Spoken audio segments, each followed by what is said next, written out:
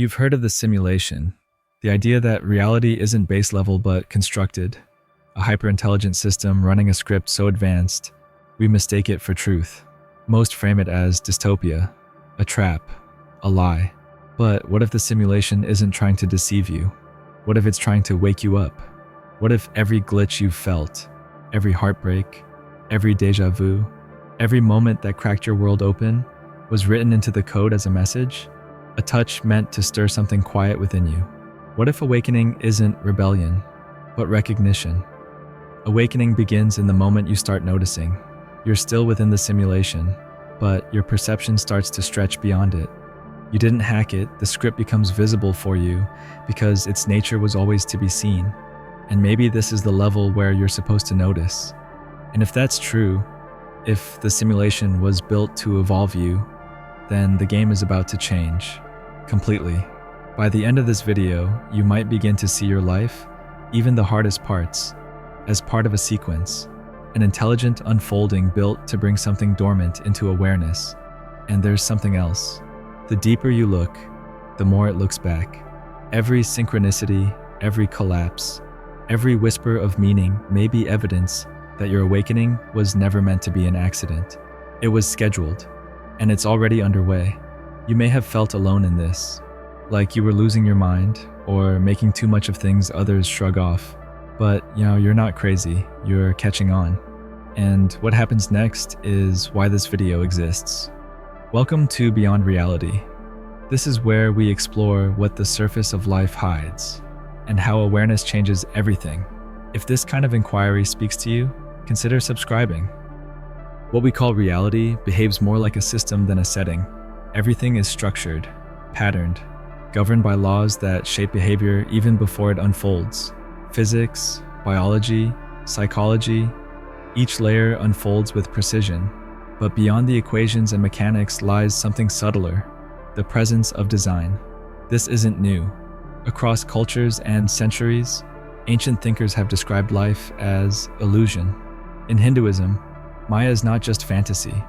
It's a veil, a distortion field that hides what's truly there until perception matures.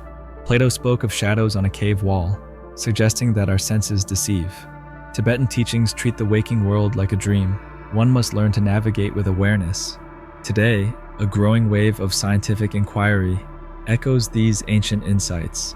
The self-simulation hypothesis proposes that the universe arises from consciousness itself, not as a byproduct of brains, but as the primary engine. In this model, awareness doesn't emerge from matter. Matter is rendered by awareness. Think of a video game. In the beginning, everything is pre-programmed. Characters follow scripts. Environments react in predictable ways. But as the player progresses, something shifts. The world begins to reflect the player's choices. The game becomes responsive and not random or chaotic. It becomes interactive. Now imagine life like that, a system responsive to attention, built not just to be observed, but to interact with the observer in meaningful ways. If reality behaves this way, it suggests something profound. The system may be calibrated to evolve the perceiver, to prompt awareness into higher forms. Every layer of the simulation, from physical sensation to emotional experience to existential inquiry, seems to be scaffolded. One layer leads into the next. You suffer, you question, you break, you look inward. The deeper the engagement, the more the system seems to shift around you. Algorithmic idealism goes further. It suggests that what we experience as space, time, and self are generated from an underlying informational code, optimized for perception and interaction. Consciousness isn't passive here. It configures the output. Attention becomes a steering mechanism, and when enough attention gathers in a certain direction, toward meaning, toward clarity, toward self-awareness, the system begins to reorganize. Life becomes reflective, offering signals that respond and evolve with the quality of your attention. This would mean the simulation is not here to entrap. It's here to mirror, to adjust, to shape itself in tandem with what you're ready to recognize. We aren't taught to see this, but some people start to feel it anyway. They notice how inner states match outer shifts, how the world seems to participate in their noticing. This isn't proof in a traditional sense, but it is a pattern, and the pattern repeats. Awakening then arises as a threshold within a responsive system, woven into its design. It unfolds in harmony with the rules, tracing the path they've always carried. The simulation holds its silence until the moment you begin to ask the right kind of question. And then, things move, not in symbols or revelations, in alignment, in timing, in the way reality starts answering you in the language you've only just learned to speak. Most awakenings feel more like endings than breakthroughs.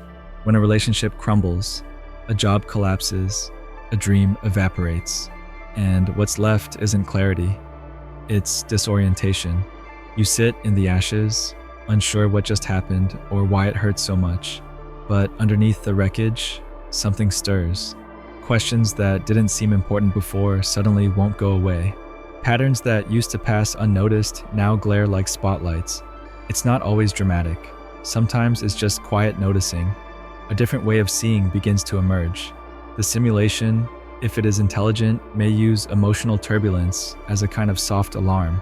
Suffering carries the texture of friction, a sign that the path once traveled is ready to shift. Repetition becomes the system's way of increasing the volume.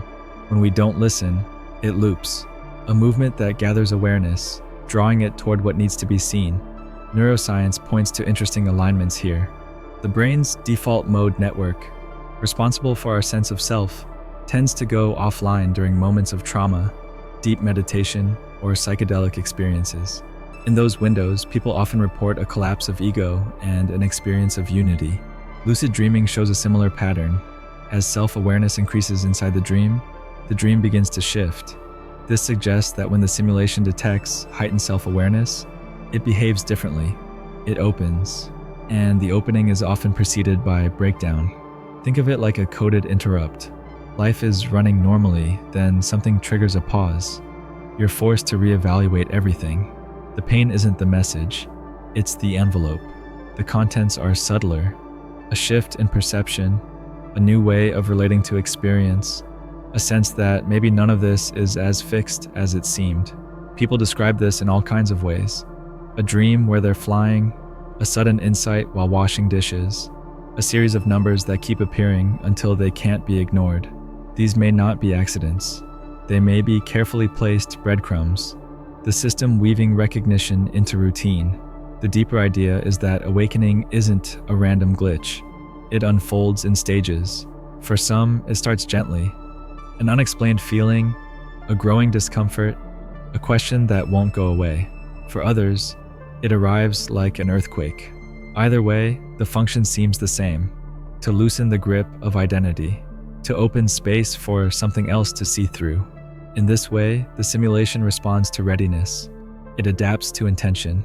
It waits for moments when your guard is down enough to let the light through. Lucid dreaming is often where people first practice this. Inside the dream, you realize you're dreaming. You change something. You wake up different. That skill doesn't stay in the dream.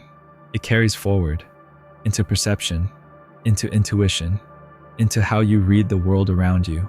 When life starts feeling surreal, it may not be because you're slipping away from reality. It may be because you're getting closer to the part of it that isn't pretending. Awakening can be quiet, but it's rarely uninvited. The system prepares the moment, then it waits to see if you'll notice. Some expect awakening to feel like leaving, like stepping out of one world into another, never to return. But for many, it's not an escape. It's an arrival. The world doesn't disappear. It deepens. Colors feel heavier. Time feels slower. Conversations begin to echo. The ordinary turns symbolic. Nothing is lost, but everything is different. This is what some traditions call lucid embodiment.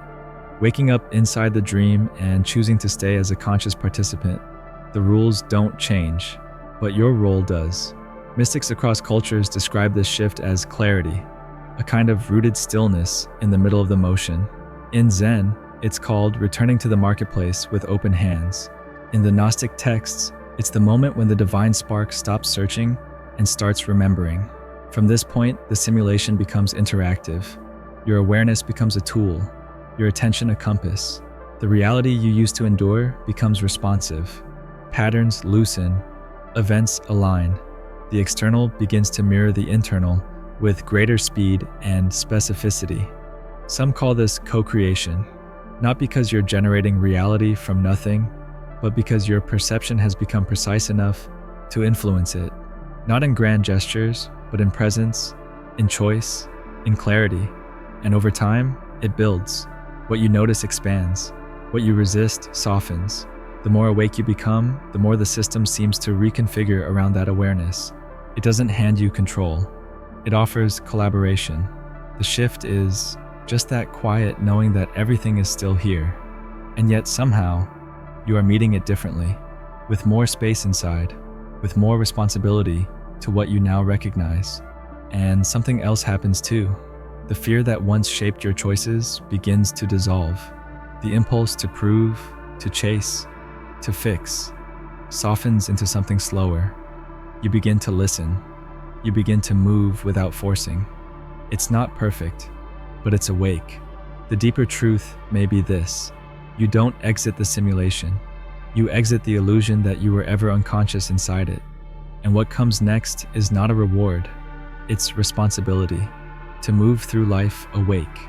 To respond rather than react. To choose with eyes open. It's about seeing clearly. Even when the world doesn't shift, your way of walking through it does. And that changes everything. You look at your life and realize it was never random. The losses, the loops, the strange timings, they weren't noise. They were signals. And you were decoding them all along. You started decoding them when you were ready for it, not because of effort. Something in you started listening, and once you heard it, you couldn't unhear it. You begin to notice. The simulation doesn't look like a trap anymore.